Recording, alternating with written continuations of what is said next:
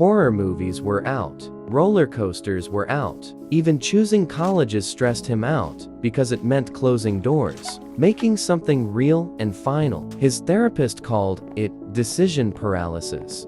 I called it self-preservation. When your dad walks out and your mom stops getting out of bed, you learn that some questions are better left unasked. I understood that. Ryan's mom had the kind of depression that kept the curtains drawn for weeks at a time. His dad left when Ryan was 11, and the last thing the guy said before walking out was that Ryan needed to man up and help your mother. So Ryan learned to be quiet, to fade into the background of rooms, to make himself small enough that his presence wouldn't be another burden for anyone to carry.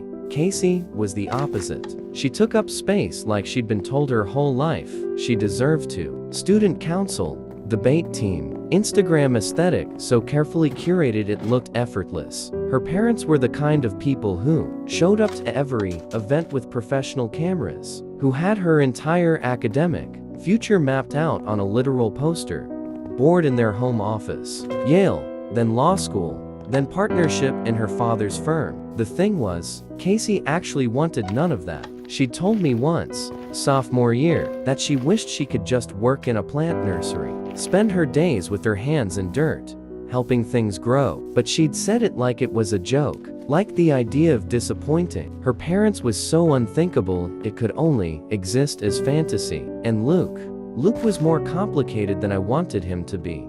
He was tall, yeah, played varsity football, had the kind of easy confidence that came from never being told he couldn't do something. But here's the thing, nobody else seemed to notice. Luke's dad hit him, not often enough to leave marks that lasted, but enough. I'd seen Luke flinch once when Ryan clapped him on the shoulder too suddenly, seen the way he stood sometimes, favoring his left side, like his ribs were sore. He never talked about it, and I never asked, but it was there between us, like smoke. That's why he cheated on Casey, probably. Self-sabotage as a kind of protection. If you ruin it first, nobody can take it from you. I understood the logic, even if I hated what it did to her. Even if watching her take him back felt like watching someone walk into traffic. Me, I was just trying to get through high school without my own damage, becoming everyone else's problem. The folklore started on a Reddit thread. Someone's uncle's coworker knew a guy who'd gone into the woods behind County Memorial and come back. Wrong. Different.